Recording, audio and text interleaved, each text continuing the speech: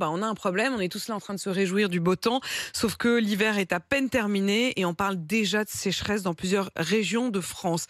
D'abord, quelles sont les régions les plus touchées? Alors, les régions les plus touchées sont vraiment les Alpes, les Bouches-du-Rhône, Provence, jusque dans les Alpes-Maritimes.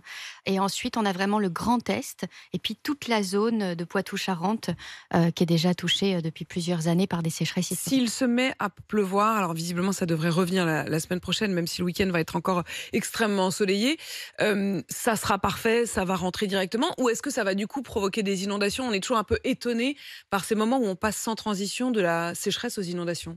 Alors, en fait, ce qu'il faut, c'est que les pluies soient ce qu'on appelle efficaces, c'est-à-dire que ces pluies réussissent à pénétrer dans les sols et à rejoindre les nappes pour relever les niveaux d'eau.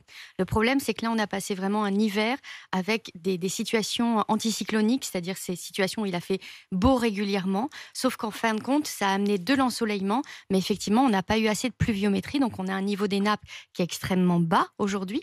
Plus de 63% des nappes en France ont des niveaux extrêmement bas et 80% des cours d'eau. Donc on imagine déjà une situation complexe. À ça, vous rajoutez le fait qu'on est en pleine période printanière. Et donc durant le printemps, les pluies qui pénètrent vont servir directement à la reprise végétale, vont servir Elles justement vont à être ce qui fait immédiatement le pompées printemps. par les fleurs, par Exactement. les plantes. Donc en fin de compte, ça ne va pas rejoindre les nappes.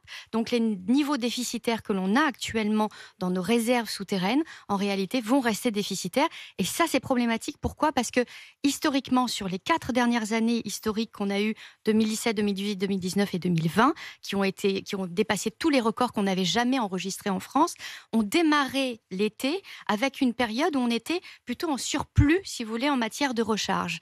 Et c'est l'arrivée de canicules qui faisait plonger dans un Et état là, on de commence sécheresse. déjà avec un Et déficit. là, on commence plutôt de manière assez bancale. Est-ce qu'il y a un risque